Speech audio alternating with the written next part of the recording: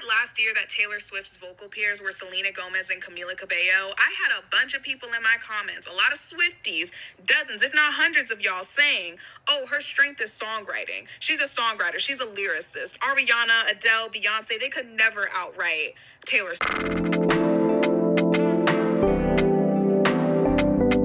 Swift. So y'all kept comparing her to Ariana, Beyonce, and Adele. Well, do you still stand firm in that belief? Because I can tell you one thing, Ariana, Beyonce, and Adele have never put out a bad album lyrically. Ever.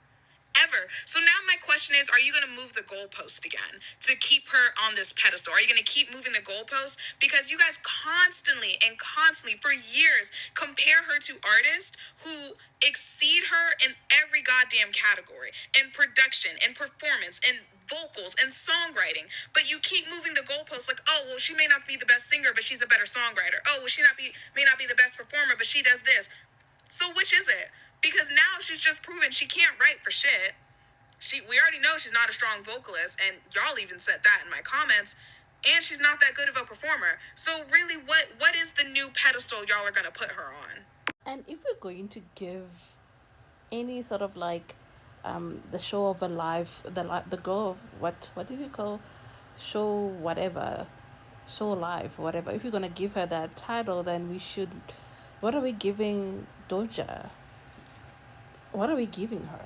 Because Doja is more of a showgirl than Tyler would ever be. Like, Tyler has been 15 for the last decade. At her age, she still sings about prom, and like she still sings like girlish music, and like um, singing about heartbreak, and I'm still, you know, we are never moving on with Tyler. She's been 15 for the last decade. She's in her 30s and she's not evolving. All right. And when we do hear evolving, which we're going to hear about it in a second, they say her favorite number is 13 and now she's closing the chapter. What is she going to talk about? What is she really going to talk about? And they say they put her on that pedestal and say that she's the best and Beyonce's overrated. The people that we compare Tyler to, Tyler's not even matching. And I think she's utilizing her fan base ignorance to get as much money as she can. I think she's just gonna retire because she's already a billionaire, she's already rich. Out of her fans' ignorance, anyway. Because people, I think, they support her to spite. I don't think they are truly actual fans because her music, I haven't listened to it since her first album, and that should tell you something. Because I'm like, this woman is not really growing up. We are not going anywhere with Tyler. And in fact, I mean, not Tyler, is it Tyler? I, just to show you how much I forgot her name, even. She's that irrelevant to me. So, what are we giving Doja when we give her that life of a showgirl? If not for the fact that she steals music. She steals music. Are we gonna forget that one? She steals music. She is not creative. She does not give credit because the Jacksons are after her as well. We're gonna talk about that in a second as well. The Jacksons are after her. Other people as well are after her. I saw it. That's why Beyonce is the way that she is. She credits as much writers because she's aware. She knows what kind of industry she is. Even if you said a pimp, she's gonna credit you because she's aware. And then people were criticizing Beyonce when she was doing what she's doing, but look at Tyler. She wants to like, which ethical billionaire can now sit with a guitar in her hands and in the bedroom and start thinking, when is she gonna do time for other things? Like, this is so pathetic. And the album is trash, really. Like, it's nothing new that I haven't heard from Tyler, really. Beyonce is a better artist than Taylor Swift, full stop, no debate.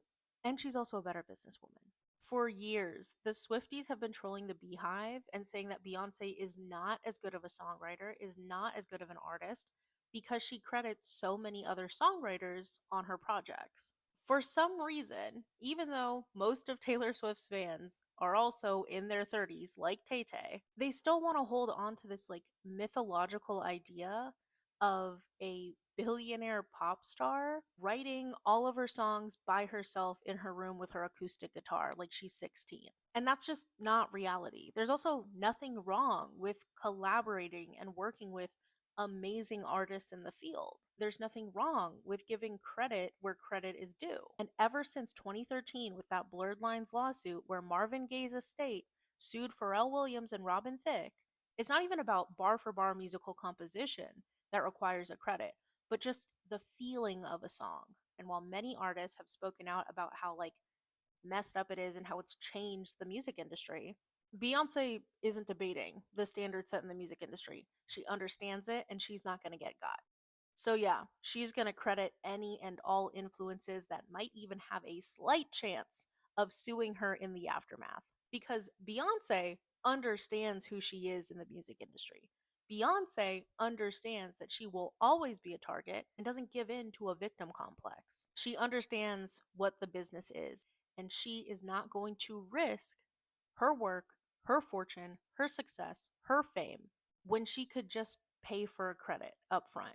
And let's be real, why would you care about the opinion of someone who thinks that Taylor Swift is the peak of lyricism, songwriting, and vocal talent? The Jackson family and the Pixies are both allegedly planning on suing Taylor Swift for songs on her new album, The Life of a Showgirl. The Jackson family for her song Would sounding too much like their song I Want You Back, and the Pixies for her song Actually Romantic sounding too much like Where Is My Mind. And the blind item reads, on the topic of that same A-plus list singer, lawyers from the famously litigious A++ list pop family are reportedly circling after hearing a guitar riff on the singer's new track that sounds a little too close to one of their family's classic hits. And if that wasn't bad enough, that one named group, the one named after a candy or something manic, is also preparing to take legal action. And again, this is allegedly Taylor Swift being sued for her songs on her new album, Life of a Showgirl.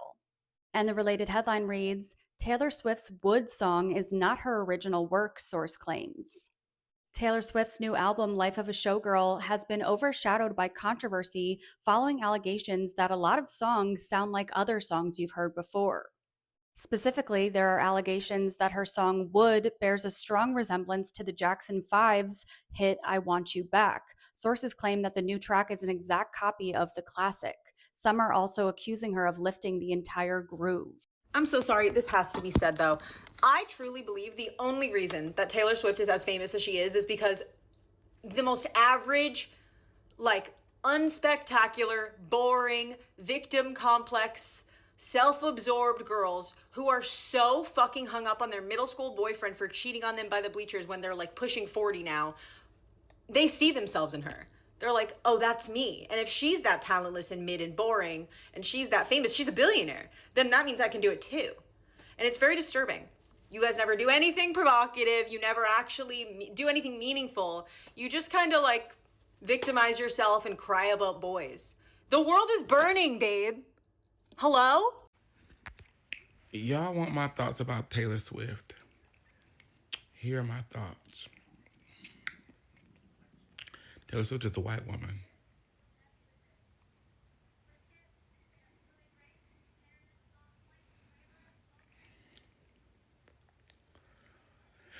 More importantly, she's a white woman who felt as though she was oppressed. And the majority of her oppression has come through the men she chose to be with. From racists and homophobes to guitar carrying fuckboys to boy band members. And most of the public's overarching protection of Taylor comes from their perception that she was victimized by Kanye. I would love to see what Taylor Swift's career would have been like had that Kanye moment not taken place. But I digress. Last but not least, like every white person who sees themselves as oppressed, white women, when it comes to reproductive care. White gay men when it came to gay marriage. Just white lesbians when it, my God, the white lesbians flourished once they got a little piece of marriage. Now they'll have 3 of them a month. Jesus. White lesbians when it came to adopting black children. My heavens. But like most white folks who feel as though they're oppressed, once they get their thing, they disengage from the community that supported them while they perceive themselves to be oppressed. And now it's, I got mine, you get yours. Her oppression was that she couldn't find a man that would marry her. And when she got him, she didn't make love songs. She made songs about knowing that her man really want to be with that black woman. She's an opal. The black girl is, pretty much you describe the girl as a black hole. Yeah. Taylor Swift has never been transformative as an artist. The bitch is built like a pixie stick. She's not, like if we have real conversations, she's not unattractive, but she's not some beauty. Like, what is it? She's a great songwriter. And if she just would have evolved to be like the Carole King of her generation, it'd have been cool. It'd have been cool. Or even maybe Carole King is a reach. Because I feel like Sarah Bareilles should be the Carole King of this group. But if she could be the who's the Simon lady? Hold on. Carly Simon. She could have evolved into the Carly Simon. And, her pen game is her thing. Could have, I'm married. Go, girl, go write a musical. We're about to go through a recession. It's the perfect time to be making, like, life-changing, sustainable, like, art that exists for generations. It's the time to do it. Because niggas are about to be extremely oppressed and seeking, hope in art. And this lady said, I'm going to dress up in Britney Spears' motherfucking circus gear that I bought 80% off down there at the People Swap Meet. And I'm going to put a pin curl in my hair. And I'm going to ride my football player fiance's big old piece of meat. And I'm going to give y'all another album in 6 months. She don't even let it rest. It's like, you remember when your mama used to make the cake? And you take the cake out the oven and you let it rest? Taylor don't do that. And it's always worked out before. This time it didn't. That's all. She's a white woman doing what white women do when they get what they want. Just like that scene in the Color Purple, when that lady spends all that time swearing that she's Sophia's ally, and then when she goes through all that to take that lady home for Christmas, push that lady to go home for Christmas, and then she didn't know what the fuck she was doing, and she played on that lady's time and ruined her Christmas. That is the ethos of white women. Therefore, it's the ethos of Taylor Swift. So Swifties, one of my good Judies is a Swiftie. I had to text him the other day, is you all right? Because I get it. I went through this with Brandy around that baby time with that Robert band. It's a hard time when your fave goes through things publicly. But Taylor, all you got to do, bitch, is just let this die down. Tell everybody it was a prank. Do a wedding special. Do a soundtrack to the wedding. 4 songs, 5 EP. Bring out Ed Sheeran. Redo some of your best love songs as duets or some shit like that. Something. And they'll be fine. Because most of your fans are white women who are just upset because you don't seem relatable and oppressed like they perceive themselves to be anymore. It's been 24 hours since The Life of Showgirl has been out, and the reviews have been a little rough. People are saying that the writing feels shallow, that it's not deep and meaningful, that we don't have the same lyricism we had from Folklore or even TTPD. But maybe Taylor just wanted to have a little fun with this album and not get that deep. Let's get into my opinion. Taylor not only gave us the most grueling marathon, which is the Eras Tour, but she also dropped an album mid-tour. A lot of us expected her to disappear for a while, maybe take a break, recharge. Instead, we got 3 major announcements back to back to back. Announcement number 1, which is probably the most important, she finally owns all of her work. Second announcement and major life update is she gets engaged to Travis Kelce. And the final announcement is, surprise, I'm dropping an album, 12 songs, no additional songs, and no tour. That told me everything I needed to know. TTPD was heavy, it was slow, it was layered, it was emotional because it came from a place of heartbreak and pain. But of course, it also carried the weight of Taylor rediscovering love again with Travis Kelce.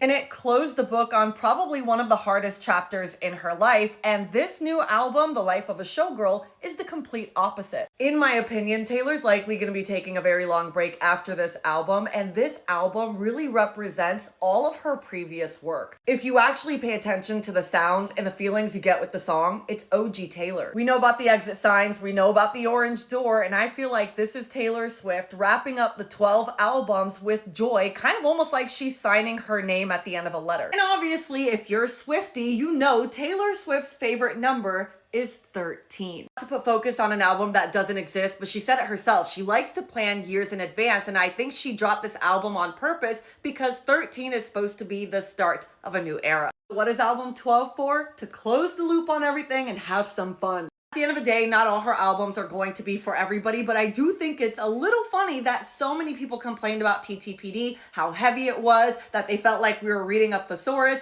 and now people are complaining that the writing is not deep enough. While we love thought-provoking songs, sometimes we just want to shake it off. Quite frankly, I miss glitter pen songs, and I'm very thankful we get 12 new ones. Saw this tweet and now my world is rocked, not because I necessarily care about either one of these women, they're both billionaires, both inherently unethical, but because this to me highlights just how much Taylor Swift's career was built on the back of her white womanhood. Not just her whiteness, not just her womanhood, but her white womanhood specifically. Thematically, tonally, talent-wise, those 2 albums could not be further apart. And it is clear to me that that is the case because Taylor Swift has built her career for 20 years on the back of perpetual girlhood, which is only possible when you're white. Women of color do not get the luxury of being girls into their 30s. They're often actually viewed as adults before they've even hit adulthood. Meanwhile, Taylor Swift is 35 years old and still acting like a teenager, still singing songs like a teenager, still writing songs that would be fitting in a 15-year-old's diary. She can get away with that because she's white. And you may be thinking, oh, it's not that deep, but actually, I think in this moment, when she's hanging out with MAGA heads, when she's writing songs about how she likes her friends canceled, it is that deep because it feels to me fairly obvious that she knows that her whiteness is central to her success, and actually she's sort of reveling in it. This concept of perpetual girlhood is so linked to white supremacy. It, 1, holds a great amount of disdain for adult women, but 2, historically speaking, white women being aged down and being seen as innocent and in need of protection has been the catalyst for a lot of racialized violence. In this current political climate, when women's rights are under attack, when trans rights are under attack, when people of color's rights are under attack, for a 35-year-old white woman to be looking at her primarily adult white woman fan base and saying, perpetual girlhood, that's dangerous. Fully grown white women thinking of themselves as girls, as 16-year-olds forever, is actually harmful to the rest of us. And quite frankly, it is embarrassing to still be buying this shtick. This is a woman who's closer to 40 than 30, and you're allowing her to convince you that she exists in this high school hierarchy and that she's the underdog. And it's because she knows that that's how you feel, that how at whatever age you're at, despite being fully grown, you still feel like you're stuck in a high school hierarchy mentality and that you're the victim and the underdog and that she's singing to you and that she's just like you. Newsflash, she's not like you. This woman is a fucking billionaire and doesn't give a shit about you. I just need everyone to grow up. Abandon this idea of perpetual girlhood. Abandon everything that Taylor Swift stands for. It is imperative. It really is.